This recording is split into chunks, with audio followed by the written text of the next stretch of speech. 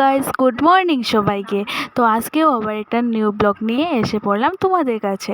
তো দেখতে থাকো কি করি কি না, আর পুরোটা শেয়ার করব তোমাদের কাছে, যতটুকু পারি ততটুকু শেয়ার করব। আর দেখো, এখন ঘুম থেকে উঠে আমি বিছানাটা গুছিয়ে নিয়েছি, কারণ মা তো বকবে আমাকে, তার জন্য।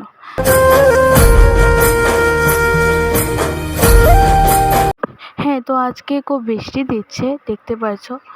তো মেঘলা ভাবটা অনেকটাই করছে, তো এখন কাপড় টাপড় তুলতে লাগবো। তো আমি দিয়াকে বলে দিলাম যে দিয়া একটু কাপড়টা তুলে দে না। তো ও কাপড়গুলো তুলে নিল।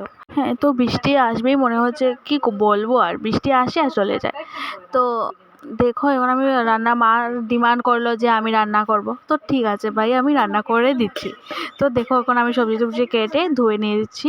তো এখন আমি এখানে তেল ছেড়ে দিলাম কড়াইতে, আর তেলের মধ্যে সবজিটার মধ্যে আমি মশলা গুঁড়ো সব দিয়ে দিচ্ছি। হ্যাঁ, যেমন মরিচের গুঁড়ো, হলদের গুঁড়ো, জিরার গুঁড়ো। তো আমি ভালোটাই কষি, আমি এবার পরিমাণ মতো জল দিয়ে দেবো। তরকারিটা প্রায় হয়ে গেছে। তো এবার আমার রান্না কমপ্লিট। তো আমি খেতে বসে পড়লাম, কারণ টিউশন তো যেতে হবে তার জন্য, কারণ স্টুডেন্টরাও এসে গেছে তার জন্য।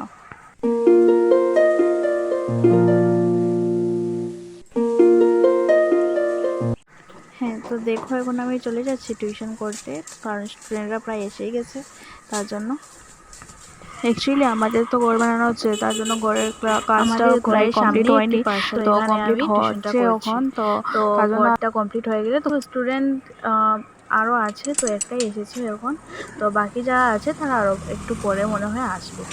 তো এখন আমি গেটটা খুলছি।